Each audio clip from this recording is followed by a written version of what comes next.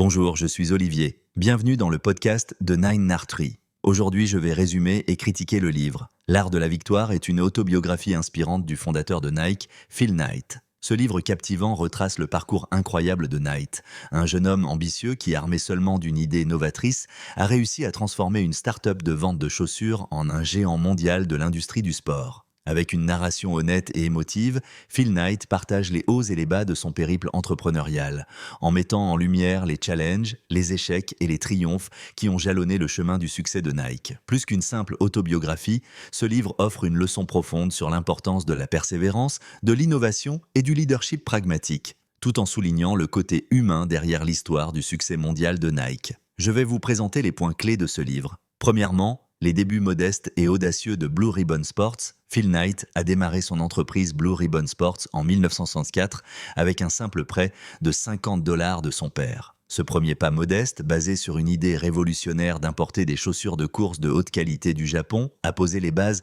de l'empire mondial qu'est devenu Nike. Knight, alors jeune homme passionné par la course, croyait fermement que les athlètes américains méritaient de meilleures chaussures pour améliorer leur performance. C'est avec le soutien de son ancien entraîneur Bill Bowerman, cofondateur de l'entreprise, que Knight a introduit les chaussures Tiger au marché américain. Les premières années ont été marquées par des défis logistiques, des relations complexes avec le fabricant japonais Onitsuka et la nécessité de convaincre les détaillants américains des mérites de ses produits. Néanmoins, ce chapitre des débuts nous enseigne l'importance de risquer, de croire en ses idées et de la détermination face à l'adversité. Deuxièmement, le passage de Blue Ribbon à Nike. Alors que Blue Ribbon Sports connaissait un succès modéré, des tensions croissantes avec le fournisseur japonais ont profondément affecté l'entreprise.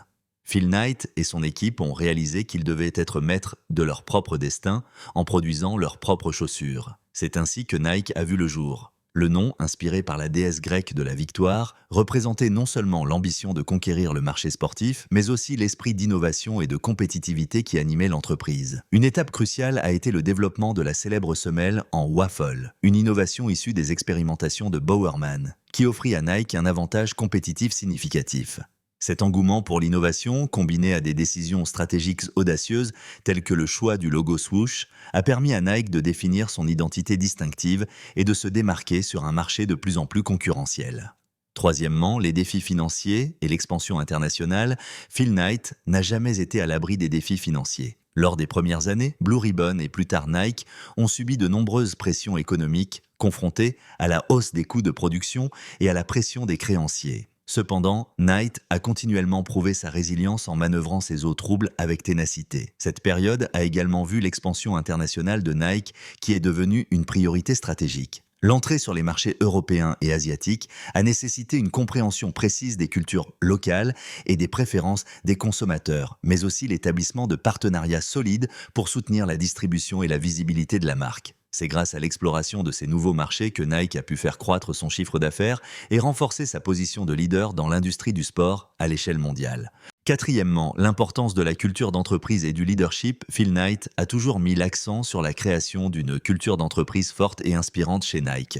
En adoptant un style de management qui valorisait l'indépendance, la créativité et le travail d'équipe, Knight a réussi à cultiver un environnement dans lequel ses employés se sentaient motivés et valorisés. Cela a non seulement permis d'attirer des talents exceptionnels, mais aussi de les retenir. Knight a également souligné l'importance du leadership en naviguant à travers les tempêtes tout en restant fidèle à ses valeurs. C'est cette combinaison de culture d'entreprise dynamique et de leadership authentique qui a permis à Nike de s'adapter et de prospérer face aux nombreux défis rencontrés au fil des années. À travers ces principes, Phil Knight a laissé un modèle qui continue d'inspirer les dirigeants et entrepreneurs du monde entier. En dernier lieu, l'impact de Nike sur le sport et la culture. Nike ne se contente pas d'être un fabricant de chaussures. La marque a profondément influencé le monde de l'athlétisme et bien au-delà. Depuis ses débuts, Nike a su s'associer aux plus grands athlètes du monde, tels que Michael Jordan, et a façonné l'image moderne du sport. L'association de Nike avec la culture pop et les célébrités a transcendé les frontières traditionnelles du marketing sportif, créant une marque qui représente un style de vie axé sur la victoire, la détermination et le succès personnel. En plus de son influence culturelle, Nike s'est engagé dans des initiatives de responsabilité sociale et environnementale, cherchant à répondre aux enjeux globaux tout en poursuivant sa mission d'innovation.